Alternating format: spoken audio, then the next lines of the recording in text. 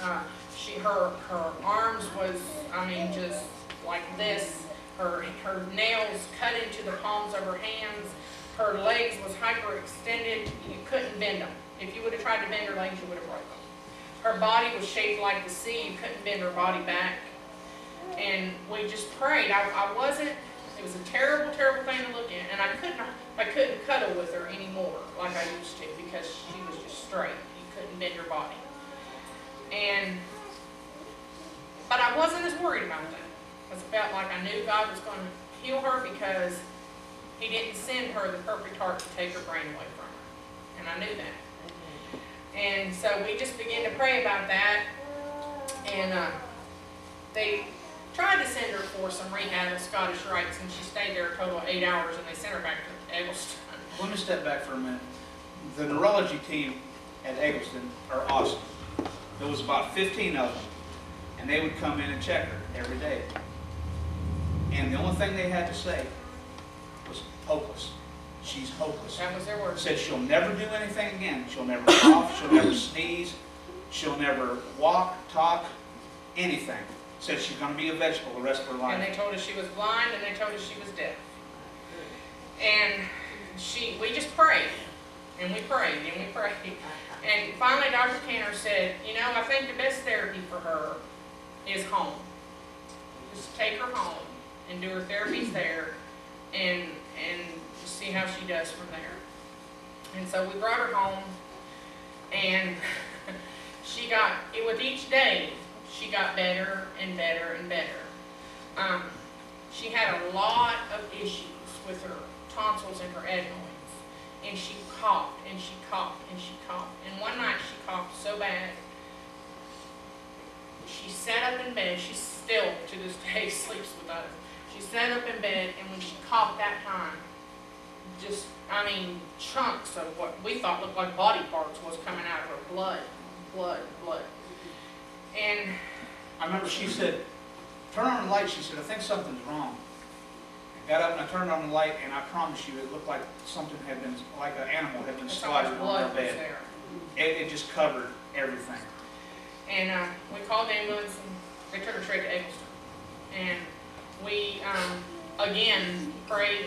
We went to Ezekiel 16:6 again, and then we prayed. And by the time we got her to Eggleston, she had completely stopped that bleeding. And they said that was just where she had coughed so much that she had broken vessels. And so they ended up, to try to make a long story short, they took her tonsils out. A couple months later, they took her tonsils out, and she came home from getting her tonsils out. When they took her tonsils out, once again, the surgeon that took her tonsils out, he is an awesome man. He'd done everything he needed to do perfectly. And he came in, once again, bad news.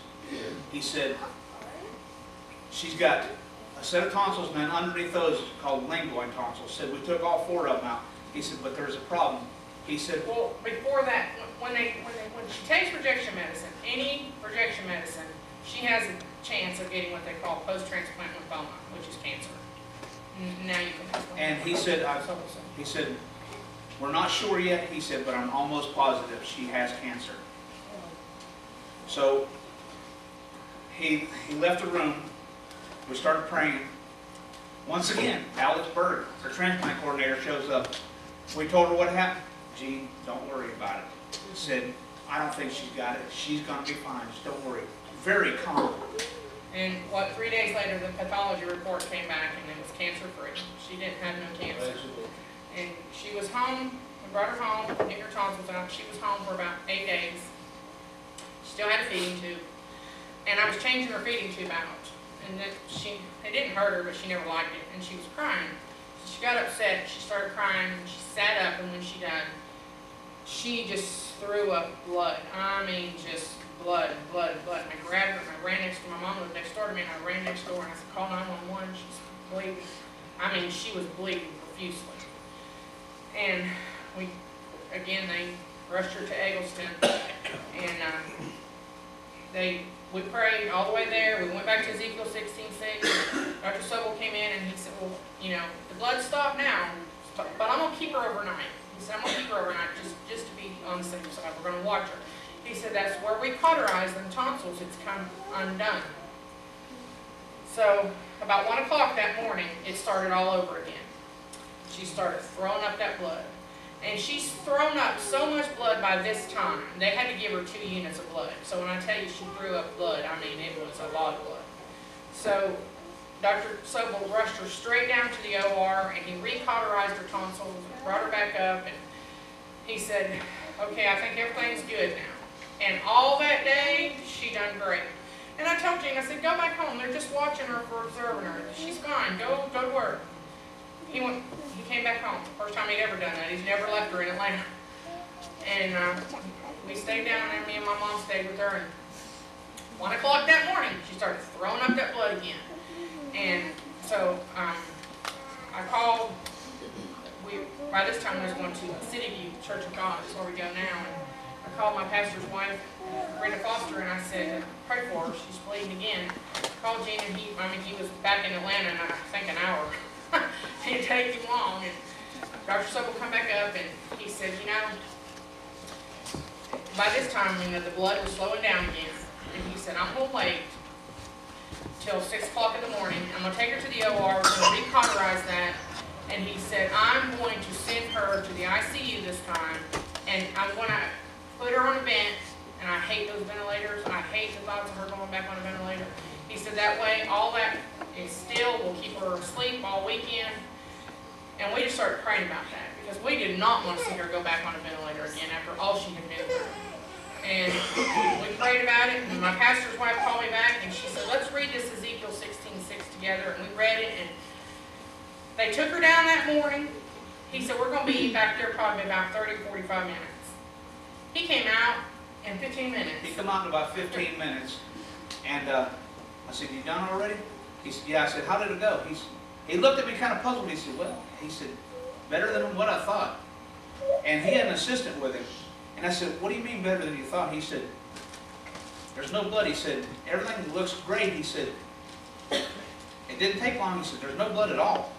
And his assistant said, yeah, she looked kind of puzzled too. She said, I don't know what they used. She said, I scraped it and tried to make it bleed. She said, I couldn't even make it bleed. God completely stopped that blood. And they said, well, we're going to go in and we're going to take her back to the OR at 11 o'clock and do one of them where they had to put the scope down and see if she's bleeding from the inside. And I said, she's not. I said, God, stop that. She's not. Everything's fine with her. But go ahead if that's what you want to do. And they took her back and put the scope. She went to the OR 3 times in 24 hours. And they put the scope down her, and they came back and they said, she's perfect. She's not bleeding internally. There's no blood nowhere. So God took care of that. And there was no sign of her even swallowing any of the blood that she was throwing up. She's just really had one miracle after another since the heart transplant. And I know that I've taken more of your time than what y'all would like for us to, but I just want to tell you real quick, at one time she had pneumonia really, really bad. And they said, we have to get her to Atlanta. Now this showed up in Dalton on the blood work and the x-rays both. Bacterial pneumonia. We prayed. Well, we said we was going to drive her to Atlanta. When we got her halfway there, she got too bad. We had to call the ambulance halfway to Atlanta. And then we took her on. And we prayed from here to Atlanta. As soon as they got her in Atlanta, they ran their own test, like they always do. And the transplant coordinator came upstairs and she said, this child has no sign of pneumonia whatsoever. And she was bad in Dalton. God healed her from Dalton to Atlanta. They kept her overnight, and she was perfect to go home the next day. I think she had just a little bit of an earache. She has only had one more episode where she went in the hospital, and that's when she was in kindergarten. And she came through that. She was in there for a week. Kindergarten was the last time she's been in the hospital. A heart transplant child is in the hospital 4 and 5 times a year. So God has blessed us, and when she started kindergarten is when she started talking. They told her she never talks. And to go back for just a second, when she was on the ECMO, they said when they put the 2 tubes in, which would be on this side of her, they said once the tubes are out and she's done with the ECMO, this is just destroyed. The artery. The artery is just destroyed. She no longer has it. She just lives off of one artery the rest of her life. And if she happened to have a car wreck and sever this, that's it. And then she called back. Well, go ahead. A friend of mine was having surgery on that same artery. So I just called Megan's transplant coordinator just to ask her about that artery and what the name of it was and everything. And she said, let me get Megan's file and look at that. And she came back to the phone and she said, Tammy, this was like 2 years after her transplant. She said, did they not ever tell you about this? And I said, what's wrong? And she said, nothing's wrong. She said, they sealed that artery. They healed that. They connected it back. She said, she's got both them arteries. And so they said that's like a 1 in a million chance for them to be able to connect that artery back. And Megan's got both of them arteries, so if she ever needs the other one, she still has it. But she did start talking when she got to kindergarten. And let me just say this real quick. I always like to say this. God sends people to us when we need them. And when Megan started kindergarten, there was a little girl that just touched her life. She took a hold of Megan like she was her own. We was worried about sending her to school. You know, would the other kids make fun of her once they found out she couldn't walk and she couldn't talk like the other ones? But when we sent her, we come to find out that all the kids they just fell in love with her. They just wanted to help her instead of wanting to make fun of her. And there was this one little girl she kept telling us about. And her name was Megan. Her name was Megan. Megan Carroll. Same age, well, I think she's a week younger than Megan. And she just took to Megan, and everything Megan needed, she helped her with it. And it still does. They're best friends to this day, but the part that really touches me is Megan's mom. Ask her. Megan has blonde hair. And she said, Megan, now you know. When they was in kindergarten, they're going in 4th grade now. And she said, now Megan, you know. Megan's different from you. And Megan Carroll said, I know, Mama, she's got brown hair and I got blonde. So she didn't look at it.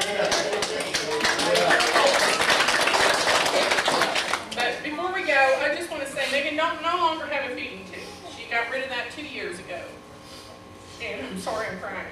Megan Carroll was just like our child. And her mom is now my best friend. So we just love that family, and we like to thank them.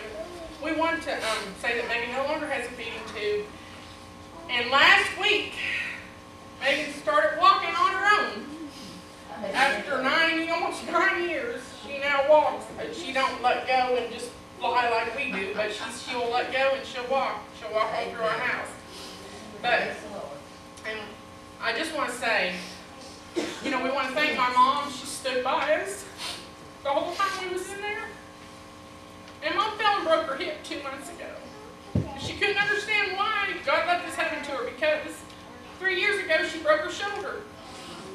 And Mom said, I'm going to walk before you, Megan. And Megan said, no, you're not. And I told Mom, I said, that's why, you know, God lets things happen for a reason. So she wanted to outdo Mom, and she started walking. And my niece that's here with us today, her name is Tabitha Ratliff. Well, her name is Tabitha Braden now. I couldn't have walked 1 mile on this journey without her. Tabitha lived with us. And I'm an older mama. And Tabitha carried her. We took her to Disney World for her Make-A-Wish.